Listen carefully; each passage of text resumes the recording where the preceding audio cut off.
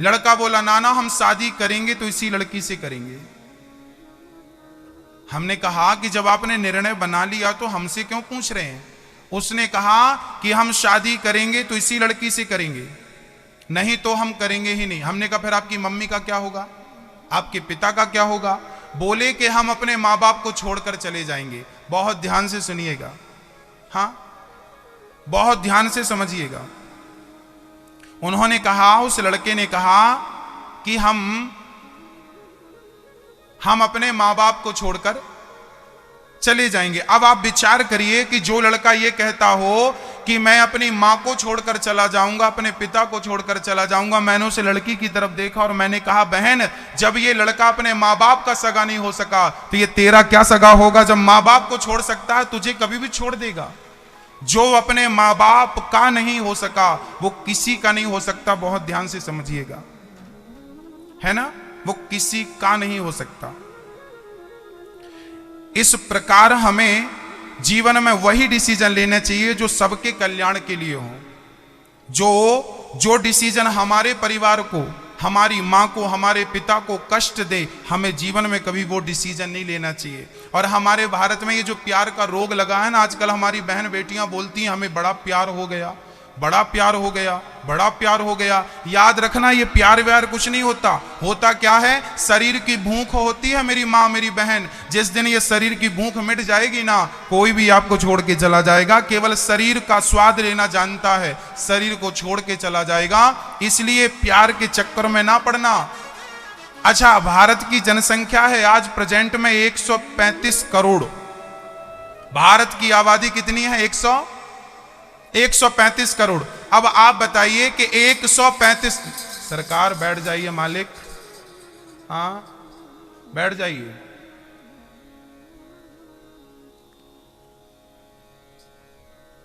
एक 135 करोड़ की जनसंख्या,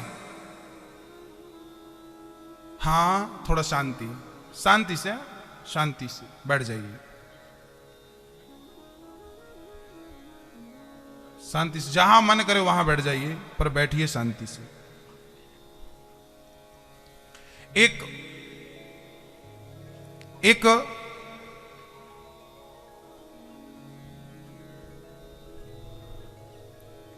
क्या कह रहे थे हम, बताओ। हाँ एक जन बताओ। हाँ, भारत की जनसंख्या है 135 करोड़ प्रेजेंट में। 135 करोड़ की जनसंख्या में 135 करोड़ लोगों में यदि आपके बारे में सबसे अच्छा कोई सोच सकता है तो केवल एक आपकी मां और एक आपका। इस भरी आबादी में, इस भरे देश में मेरी जितनी बहनें और मेरे नौजवान भाई बैठे हैं, जरा कान खोलकर सुनिए कि आपके बारे में जितना अच्छा आपकी मां सोच सकती है, आपका पिता सोच सकता है, दुनिया में कोई आपके बारे में इतना अच्छा नहीं सोच सकता। इसलिए प्रार्थना है कि कभी माँ बाप का दिल ना तोड़ा जाए, माँ बाप का दिल ना दुखाया जाए। माँ बाप का दिल दुखाकर यदि आप खुशी चाहती हो, अच्छा मैं आपको बताता हूं, बड़ा गणित समझाता हूं। जितनी लड़कियां लेकर भाग जाती हैं ना, जितने केस भारत में ऐसे होते हैं कि लेके भागने वाले, उनमें से 95% लड़कियां दुखी रहती हैं। मैं इन केसों से गुजरता हूं, लोग आकर बोलते हैं, बहनें आकर बोलती हैं, जिसके साथ ये घटना घट चुकी, लोग बोलते हैं आप किसी लड़के के संग भाग जाओगी ना तो वो लड़का भले आपसे जीवन भर प्यार करे, वो सम्मान करे, पर ससुराल का कोई भी सदस्य आपका बहुत सम्मान नहीं करेगा, क्योंकि आप भाग के आई हैं, क्योंकि आप भाग के आई हैं। अच्छा बताइए, आपके मोहल्ले पड़ोस में कोई भाग जाए तो क्या आप उसका सम्मान करेंगी? अपने आप उसके प्रति रिस्पेक्ट कम हो जाएगा। ये भाग के आई है, ये माँ बाप का दिल दुखा के आई, कोई रिस्पेक्ट नहीं करेगा। आप जिस लड़के के संग भागी हो, वो लड़का फिर भी आपको तवज्जो दे सकता है, महत्व देगा, पर उसकी मां, उसके पिता ने भी तो कोई सपने सजाए होंगे उस लड़के के लिए कि मैं अपने बेटे का धूमधाम से विवाह करूंगी। वो जीवन भर बोले भले ना, पर मन से दोषी आपको ठहराएंगे कि इस लड़की ने मेरी खुशी में पानी फेर दिया। मेरी बहनों, शादी विवाह करना गलत नहीं है, प्रेम करना गलत नहीं है, पर माँ बाप का दिल दुखाना बहुत गलत है। मैं केवल ये चाहता हूं कि आपके डिसीजन में आपके माँ बाप का दिल ना दुखे, बस कोशिश ये करिएगा, बाकी जो आपकी मर्जी सो करिएगा। आज चरित्र से लोग गिरते जा रहे हैं। क्या हुआ, एक गांव में एक वैश्या रहती थी, पूरे गांव के लोगों को बिगाड़ती थी। एक दिन क्या हुआ कि गांव वालों ने एक महात्मा जी से निवेदन किया कि बाबा जी, ये वैश्या ने हमारे गांव में आग लगा दी, सारे बच्चों को बिगाड़ रखा है, क्या करें हम, क्या करें हम। बाबा जी बोले चिंता ना करो, हम करते हैं इसका मामला ठीक। बाबा जी क्या हुआ, वैश्या के घर के सामने अपनी कुटिया बना के रहने लगे। ये कथा मैं क्यों सुना रहा हूं, क्योंकि एक बहन मेरे पास रोती रोती आई। एक बहन मेरे पास रोती रोती आई, बोली गुरुजी, मेरा पति, मेरा 5 साल का बेटा है, पर मेरा पति ना तो मुझे रोटी के पैसे देता है, ना बच्चे की फीस के पैसे देता है। हमने कहा पति करता क्या है, बोले बैंक में मैनेजर है।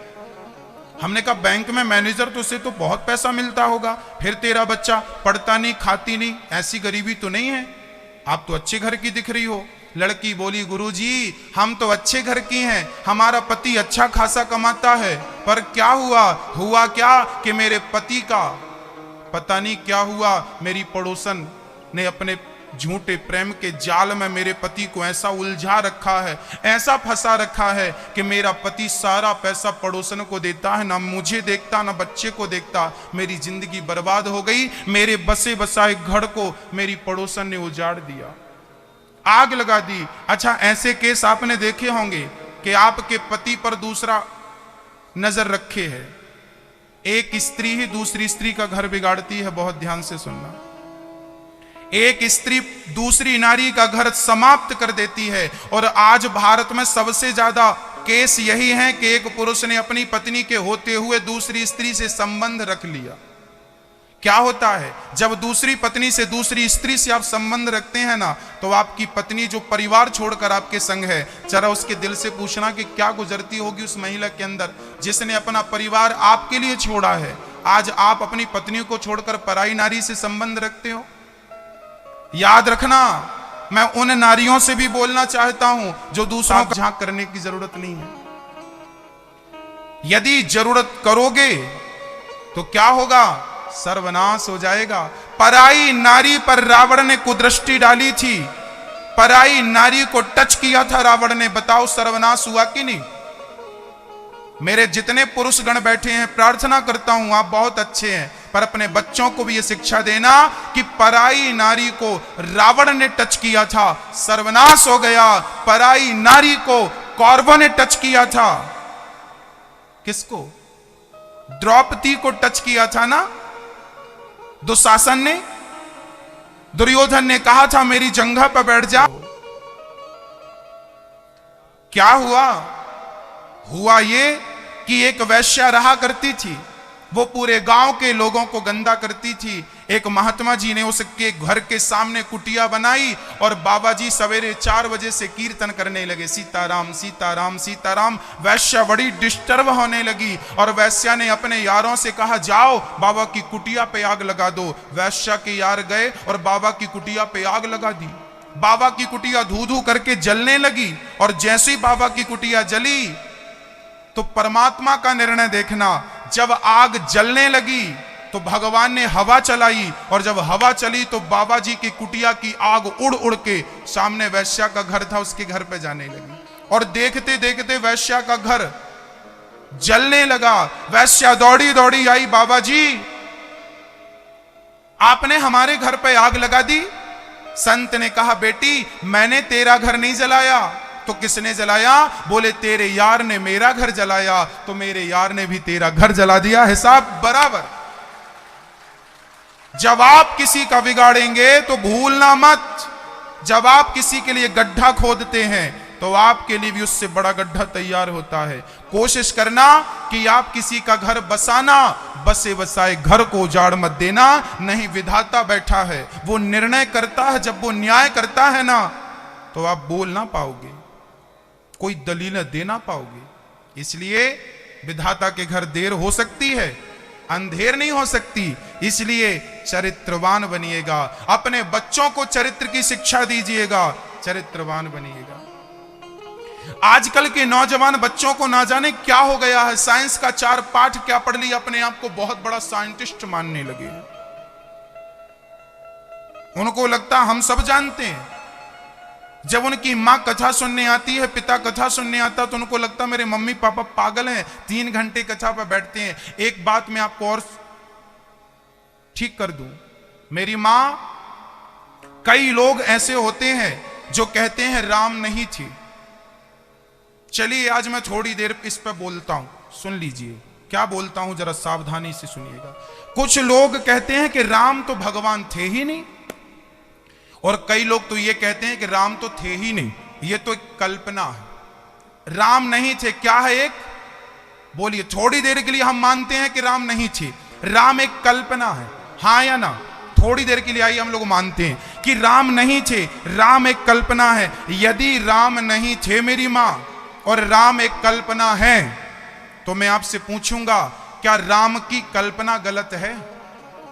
क्या राम, यदि स्त्री जब शादी करती है ना, तो वो कल्पना करती है कि मेरा पति राम जैसा हो। यदि मां बेटे को जन्म देती है तो वो चाहती है कि मेरा बेटा राम जैसा हो। राम नहीं थे, थोड़ी देर के लिए मैं बोलता हूं, राम नहीं थे, राम एक कल्पना है। यदि राम एक कल्पना भी है मेरी मां, तो हर मां चाहती है कि मेरा बेटा राम हो, और हर पत्नी चाहती है कि मेरा पति राम हो, हाँ या ना? चाहती है। मेरी मां राम विचारधारा है, राम बन जाओ कल्याण हो जाएगा। मेरी मां केवल राम बन जाओ, राम जैसा पिता, राम जैसा पुत्र, राम जैसा पति, राम जैसा भाई, राम जैसा भाई। राम को यदि आप कल्पना कहते हैं, तो कल्पना राम जैसी क्या गलत है? यदि ये कल्पना करें कि आपका भाई भरत और राम जैसा हो, तो क्या गलत कल्पना है? क्या आप चाहें कि मेरा पति राम जैसा हो, तो क्या गलत बात है? क्या आप चाहें कि मेरा बेटा राम जैसा हो, तो क्या गलत बात है? आप चाहें कि मेरी पत्नी सीता जैसी हो, तो क्या गलत बात है? आप चाहें कि मेरा पिता दशरथ जैसा हो, तो क्या गलत सोच है? आप चाहें कि मेरी मां कौशल्या जैसी हो, तो क्या गलत है? अरे भाई, राम के जीवन का कोई एक पात्र उठाकर देख लो, वो गलत शिक्षा नहीं देगा। ये नौजवान बच्चों को समझाना अपने घर पे कि ये भगवान राम को कल्पना कहते हैं, तो कुछ लोग कहते हैं शास्त्र गलत है, कुछ लोग कहते हैं शास्त्र वेद पुराण इंसानों ने लिखा है। चलिए मैं थोड़ी देर के लिए मानता हूं कि वेद पुराण किसी इंसान ने लिखे हैं, आपने लिख दिए, हमने लिख दिए। यदि हम ये कहें कि वेद पुराण हमने लिखे हैं, किसी ने लिखे हैं, तो बताओ लिखा क्या है, गलत क्या लिखा है? शास्त्र कहता है कि अतिथि देवो भव, क्या ये गलत है? अतिथि को भगवान मान के सेवा करो, ये लिखा है शास्त्रों में, क्या ये बात गलत है? शास्त्रों में लिखा है मातृ देवो भव, शास्त्र कहता है कि अपनी मां को भगवान मानो, क्या ये बात गलत है? शास्त्र में लिखा है पिता भगवान है, क्या ये बात गलत है? शास्त्र में लिखा है कि अपने मां को, पिता को भगवान मानकर पूजा करो, अपने पति को भगवान मानकर पूजा करो। शास्त्र कहता है कि चींटी को मारना भी पाप है, अहिंसा ही परमो धर्म का पाठ पढ़ाता है। तो क्या शास्त्र में ये जो बातें लिखी हैं क्या गलत है? शास्त्रों की बातों को आप गलत मानते हैं। और शराब पीना आपको ठीक लगता है? बताओ मेरे मां, मैया जी, ओ मेरी मां, जरा बताइए, आपको शास्त्र गलत लग रहे हैं, पर भरी बाजार में आजकल नौजवान बच्चों को देखा होगा, एक हाथ में शराब, दूसरी हाथ में सिगरेट का एक और फिर प्याले का एक कस ले रहे हैं। ये सही लग रहा है उनको? आज आपने देखा होगा, अरे जितना पुरुष नशा नहीं करता, आजकल कॉलेज में पढ़ने वाले बहुत सारे नहीं, बहुत सारी माँ बहन अच्छी हैं, भाई बहन अच्छे हैं, पर बहुत सारी बहनें ऐसी हैं जो आजकल लड़कों से ज्यादा हम गलत हैं, पर वो लोग सही हैं। अभी शाम को होगी तो जयपुर जाके देखिए, बड़े से पार्क में जाकर देखिए, एक लड़का एक लड़की बैठे हैं, एक दूसरे के कंधे पे हाथ डालकर। उनके मम्मी पापा को लगता है हमारी बेटी अच्छे स्कूल में पढ़ रही है, अच्छे कॉलेज में पढ़ रही है, पर वो कुछ और ही पढ़ रही है। ये पढ़ रही है वो, उनके हिसाब से ये ठीक है, पर हम कहें कि कण कण में भगवान है, अतिथि देवो भव है। शास्त्रों की बात जब करते हैं लोगों को लगता है शास्त्र गलत है। भाई शास्त्रों में क्या गलत लिखा है? एक चीज गलत बता दो तो हम जीवन भर आपकी सेवा करेंगे। जो भी चीजें शास्त्रों में लिखी हैं वो आपके कल्याण के लिए लिखी हैं, आपके उत्थान के लिए लिखी हैं। एक भी बात से आपका नुकसान नहीं होगा शास्त्रों की बात से।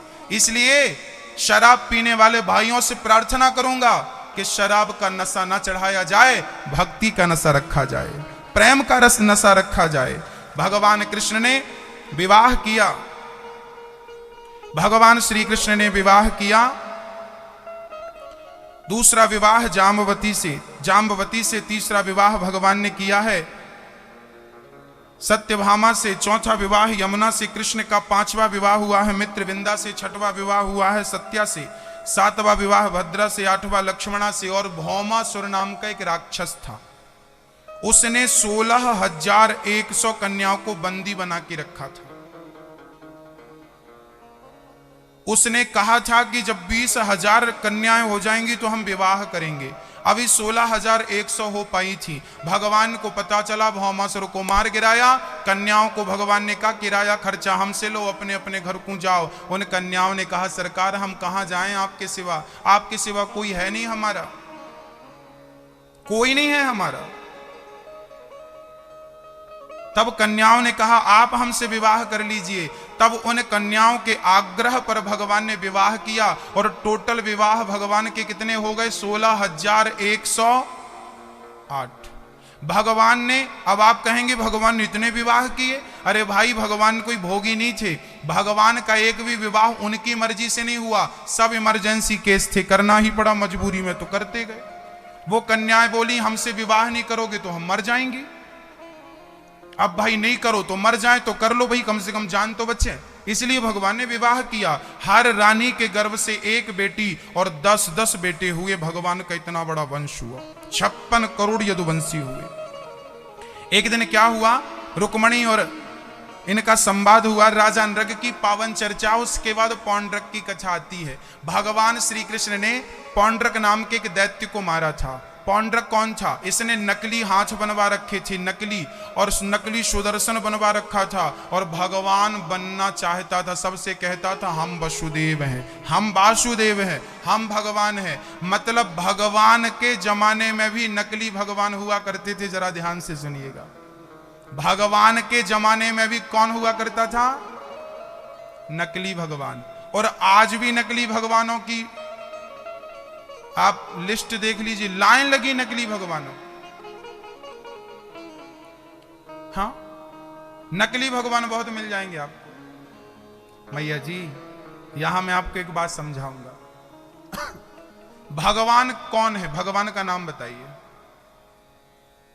भगवान का नाम बताइए। आप किसे भगवान मानते हैं? भगवान जिसे आप मानते हैं उनका नाम बताइए। कौन है भगवान? पुरुष लोग बताएंगे। कौन? नारायण। भगवान कौन? केवल नारायण, केवल नारायण। भगवान कौन? केवल नारायण। मैंने एक दिन आपको समझाया था कि वही नारायण राजस्थान में सांवरिया सेठ के रूप में है, श्रीनाथ जी के रूप में है, खाटू श्याम के रूप में है। वही नारायण तिरुपति बालाजी हैं, वही नारायण उड़ीसा में जगन्नाथ हैं, वही नारायण उत्तरांचल में, उत्तराखंड में स्वयं बद्रीनाथ हैं, वही द्वारिकाधीश हैं। वही एक नारायण अनेक रूपों में समझ आते हैं, दिखाई पड़ते हैं। भगवान कौन है? नारायण। गणेश जी को भी हम भगवान कहते हैं, दुर्गा मैया को भी हम भगवान कहते हैं, शंकर जी को भी हम भगवान कहते हैं, हनुमान जी को भी हम राम का प्रिय भक्त, इसलिए हमारी श्रद्धा है कि वो भी हमारे लिए भगवान तुल्य हैं। अब जरा गिनिएगा, भगवान नारायण, नारायण में सब आ गए, राम कृष्ण विठल भगवान सांवरिया सेठ द्वारिकाधीश जगन्नाथ जी, ये सब किस में आ गए? नारायण। ये नारायण है। नारायण, दुर्गा मैया, 9 देवी नवरात्रि, गणेश जी, शंकर जी और हमारे जो पंचदेव हैं जैसे सूर्य भगवान हैं, ये सब। इनको छोड़कर मार्केट में जितने भी हैं सब फ्रॉड हैं। कौन है? डुप्लीकेट, नकली भगवान। आजकल कई गुरु घंटाल अपने आप को भगवान कह रहे हैं, हम ही भगवान हैं। आजकल हमारे पास एक मां आई बहुत दिन पहले, बोली गुरुजी कई गुरु ऐसे हैं जो कहते हैं कि भगवान की फोटो फेंक दो, भगवान शालिग्राम को, लड्डू गोपाल को नदी में डाल दो और हमारी फोटो घर पे लगाओ। वो लोग कर भी रहे हैं। अब आप बताइए, कई संप्रदाय भारत में ऐसी हैं जो भगवान की पूजा नहीं, कई गुरुजी कहते हैं मंदिर मत जाओ, भगवान की पूजा मत करो। तो क्या करो? बोले हमने जो मंत्र दिया उसका जाप करो। एक बात कान खोलकर सुनिएगा, हमारे यहां एक भजन हम लोग गाते हैं कि जिस भजन में राम का नाम ना हो उस भजन को गाना, जिस मंत्र में, याद रखना, जिस मंत्र में भगवान का नाम ना हो, जिस मंत्र में आपके गुरु जी ने आपके कान में जो मंत्र दिया है उस मंत्र में यदि भगवान का नाम ना हो तो वो मंत्र ही गलत है। याद रखिएगा, जिस मंत्र में भगवान का नाम ना हो वो मंत्र गलत है। नाम भगवान का नहीं है। पत्थर पर राम नाम लिखा गया था कि कुछ और लिखा गया था? बताइए, प्रहलाद जी ने कौन सा मंत्र जपा था? ध्रुव जी ने कौन सा जपा था? प्रहलाद जी ने जपा था नारायण नारायण। ध्रुव जी ने कौन जपा था? ओम नमो भगवते। और नारद जी कौन सा मंत्र जपते हैं? नारायण नारायण। मीराबाई ने कौन सा जपा था? गिरधर गोपाल, मेरे श्याम मेरे तो गिरधर गोपाल दूसरो ना। वो गिरधारी गिरधारी जपती थी, गिरधर गोपाल। अच्छा, नरसिंह मेहता कौन सा मंत्र जपते थे? राधे कृष्ण राधे कृष्ण राधे कृष्ण राधे, क्या जपते थे? हनुमान जी क्या जपते थे? सीताराम सीताराम सीताराम। अब सोचिए, हनुमान जी ने सीताराम सीताराम जप के भगवान को पाया, ध्रुव जी ने ओम नमो भगवते वासुदेवाय जप के भगवान को पाया, मीराबाई ने गिरधर गोपाल का नाम जप के भगवान को पाया, नारद जी नारायण नारायण का जप करके भगवान को पाते हैं। पत्थर भी राम नाम का पानी में तैरता है। तो आपको इन नामों पे भरोसा नहीं है तो कौन सा नाम जप रहे हो आप? इसलिए कुछ दिनों पहले मार्केट में एक बाबा जी आए थे, उन्होंने कहा था हमारी फोटो रखो, कृपा बरसेगी, कृपा आनी शुरू हो जाएगी। लोगों ने भगवान को घर से फेंक दिया था साहब। अब आप विचार करिए, कुछ लोग ऐसे हैं जो कहते हैं कि हमारी फोटो रखो, हमारी पूजा करो, भगवान को तस्वीर को फेंक दो। याद रखिए, जो व्यक्ति अपने आप को भगवान कहे वो नास्तिक हो सकता है, भगवान नहीं हो सकता। जो भगवान होगा वो अपने आप को नहीं कहेगा कि मैं भगवान हूं। बताइए, कॉमन सेंस है या नहीं आपको? जो अब मैं कहूं कि मैं भगवान हूं तो मेरे जैसा मूर्ख कौन होगा? और यदि आपने मुझे भगवान मान लिया तो मैं मूर्ख, आप डबल मूर्ख। जो आपने मुझे भगवान मान लिया, मैं भगवान की सेवा करने वाला, चरणों का सेवक तो हो सकता हूं, मैं भगवान तक पहुंचाने का माध्यम तो हो सकता हूं, पर मैं भगवान नहीं हो सकता। भक्तो, भगवान भगवान है। अच्छा, एक बात बताओ, आप माताओं से मैं एक प्रश्न कर रहा हूं, आपके पति की जगह कोई ले सकता है? हां कि ना? जवाब दो। नहीं, तुम भी हमारे पति हो, तुम भी हमारे पति। जैसे नारी अपने पति की जगह किसी को नहीं दे सकती, ऐसे भगवान की जगह कोई नहीं ले सकता। भगवान भगवान है, उनकी जगह कोई ले सकता है? अब कोई जरूरत से कोई कहे ये भगवान, ये बाबा जी भगवान, ये भगवान नहीं, ये डुप्लीकेट फ्रॉड भगवान। ऐसे फ्रॉड भगवान से आपको सावधान रहने की जरूरत है। जैसे पत्नी के लिए पति एक ही होता है, दो नहीं होते। पति का कोई विकल्प है? हाँ, ऑप्शन है? नहीं ना, ऑप्शन नहीं होता। जैसे पत्नी के लिए पति का कोई ऑप्शन नहीं, पति पति वही सब कुछ है, ऐसे भगवान का कोई ऑप्शन नहीं हो सकता भक्तों, कोई विकल्प नहीं हो सकता। वो स्वयं परमात्मा है, उसके लिए कोई नहीं। वो एक ईश्वर, वो नारायण, वही हमारा भगवान, वही बांके बिहारी हमारे भगवान, वही विट्ठल, वही सांवरिया सेठ, वही खाटू श्याम हमारे भगवान। दूसरे फ्रॉड है। जरा समझिए, हमें मंदिर क्यों जाए? अब यहां एक प्रश्न खड़ा हुआ कि भगवान कण कण में रहता है। भगवान कहां रहता है मेरी मां? कण कण में। यदि भगवान कण कण में रहता है तो मंदिर क्यों जाएं? फिर मंदिर क्यों जाएं भाई? जब भगवान सब जगह रहता है तो गोविंद देव जी का दर्शन करने क्यों जाएं? यह प्रश्न खड़ा हो सकता है। आइए आज हम इस प्रश्न का उत्तर देंगे। भगवान कण कण में रहता है तो मंदिर क्यों जाना चाहिए? समझिएगा, हवा सब जगह होती है, पर जब आपको गर्मी लगती है तो आपको पंखे की हवा सूट करती है कि नहीं? कूलर की हवा चाहिए कि नहीं? एसी की हवा चाहिए कि नहीं? जैसे हवा तो सब जगह होती है, पर कूलर की हवा का मजा ही कुछ और है, एसी की हवा का मजा ही कुछ और है। ऐसे परमात्मा तो सब जगह होते हैं, पर गोविंद देव जी के मंदिर का तो मजा ही कुछ और है। सब भक्तों, वहां का मजा ही कुछ और है। जैसे हवा सब जगह होती है, जैसे हवा सब जगह होती है, पर पंखे के सामने हवा ज्यादा होती है, कूलर के सामने हवा ज्यादा होती है, ऐसे परमात्मा कण कण में होता है, पर मंदिर में भगवान का प्रभाव ज्यादा होता है। वहां सकारात्मक वातावरण होता है, पॉजिटिव ऊर्जा होती है, इसलिए मंदिर जाना चाहिए, इसलिए मंदिर जाना चाहिए। और कोई आपसे कहे मंदिर ना जाओ, राम राम ना जपो, हमारा नाम जपो, ऐसों के चक्कर में मत पड़ जाना, नहीं तो ना घर का ना घाट का। लोभी गुरु और लालची चेला, होए नरक में ठेलम ठेला। कि घर गृहस्थी में रह के भगवान का कैसे पूजन भजन किया जाए। भक्तों समझिएगा, हमारे पास एक आंख कितनी हमारे पास, कान कितने हमारे पास, हाथ कितने, पांव कितने, दिल कितने? एक।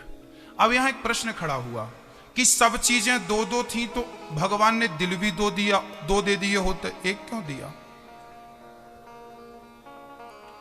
आज मैं आपको बताऊंगा कि भगवान को कहां बिठाना है और परिवार को कहां बिठाना। आज मैं दोनों की आसन तैयार कर रहा हूं, सावधानी से सुनिएगा। परिवार को कहां बिठाना है और भगवान को कहां बिठाना है। आंख दो क्यों दी भगवान ने? एक आंख इसलिए दी, एक आंख इसलिए दी कि एक आंख से आप दुनिया को देखते रहिए, पर दूसरी आंख से तो केवल भगवान को देखिए, जगन्नाथ जी को देखिए, द्वारिकाधीश को देखिए। एक आंख संसार के लिए, दूसरी आंख परमात्मा के लिए। एक कान भगवान ने इसलिए दिया, इस कान से पत्नी की, परिवार की सुनो, पर दूसरे कान से सदा कथाएं सुनते रहना, भगवान का नाम सुनते रहना, इसलिए दो कान। भगवान ने दो हाथ इसलिए दिए कि एक हाथ से पत्नी के लिए, परिवार के लिए अपना काम करो, हाथ बढ़ाओ, पत्नी के लिए, माँ बाप के लिए, परिवार के लिए, व्यापार के लिए अपना हाथ आगे बढ़ाओ, पर दूसरा हाथ दान धर्म के लिए बढ़ता रहे, किसी की सेवा के लिए, परोपकार के लिए हाथ बढ़ता रहे। इसलिए विधाता ने दो हाथ दिए, दो पांव इसलिए दिए, एक पांव से आप चलकर पत्नी के लिए, परिवार के लिए, व्यापार के लिए जाएं, तो दूसरे पांव से चलकर कथा के लिए, कीर्तन के लिए, सत्संग के लिए, तीर्थों के लिए जाएं। इसलिए दो दो भगवान ने सब चीजें दी। अब दिल एक है, समस्या ये कि इसको किसे दे दें? दिल किसे देना चाहिए? किसे? भगवान को। अच्छा, दिल भगवान को देना चाहिए, ये तो सही है, पर अभी तक आपने दे किसे रखा था?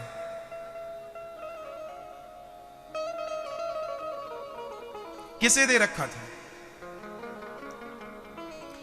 अभी तक आपने ना घर वालों को दे रखा था।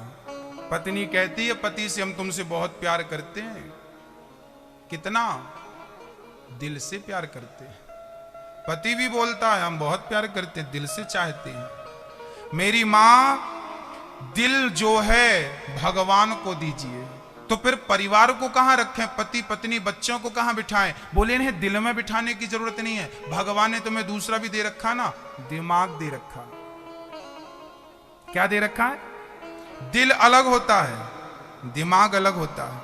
क्या करें आप अपनी, कभी कभी क्या होता है ना, एक पत्नी ने पति से कहा सुनो जरा बाजार से शक्कर लेके आना, 1 किलो घी लेके आना। पति आया, पत्नी ने बोला कहां घी कहां शक्कर? बोले तेरी बात दिमाग से निकल गई। कुछ बातें कहां से निकल जाती हैं?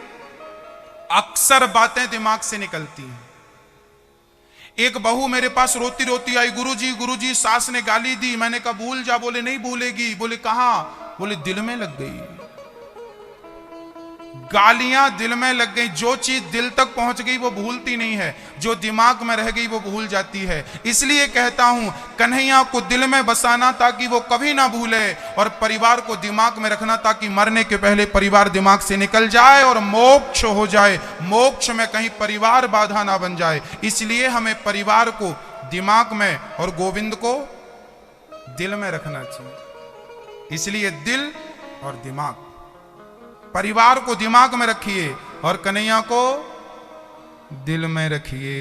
इसलिए मेरी मां प्यार से, भगवान की भक्ति ना छूटे, भगवान का भजन ना छूटे, और कहते रहिए कि हे नाथ मैं आपको कभी, कहां से कहिए? दिमाग से या दिल से? हे नाथ मैं आपको कभी, हे प्रभु मैं आपको कभी, हे सांवरिया सेठ मैं आपको कभी, हे बांके बिहारी मैं आपको कभी भूलूं नहीं बस। हे प्रभु मैं आपको कभी भूलूं नहीं बस। इस प्रकार भाव बना रहे कि प्रभु मैं आपको कभी ना भूलूं। मैं आपसे प्रार्थना करता हूं भक्तों, भगवान को कभी भूल मत जाइएगा, कभी मत भुलाइएगा, सदा याद रखिएगा। आज हमारे बीच में हमारे अतिथि के रूप में आज मुख्य न्यायाधीश गुजरात हाई कोर्ट श्री यादराम मीणा जी यहां आए हैं। सुंदर तालियां आप श्री के लिए। और आज हमारे भैया श्री राजेंद्र प्रसाद मीणा जी IPS, आप पुलिस में, आप बहुत बड़े विभाग में दिल्ली में मोर्चा संभाल रहे हैं। आप सभी मंच पे आए, आपका स्वागत है, वंदन है, अभिनंदन है। प्रिय भक्तों, भगवान श्री कृष्ण के जरासंध का उद्धार किया, शिशुपाल का उद्धार किया, शाल्व दंतवक्र का उद्धार किया। भगवान के परम भक्त थे सुदामा। आइए सुदामा का पावन चरित्र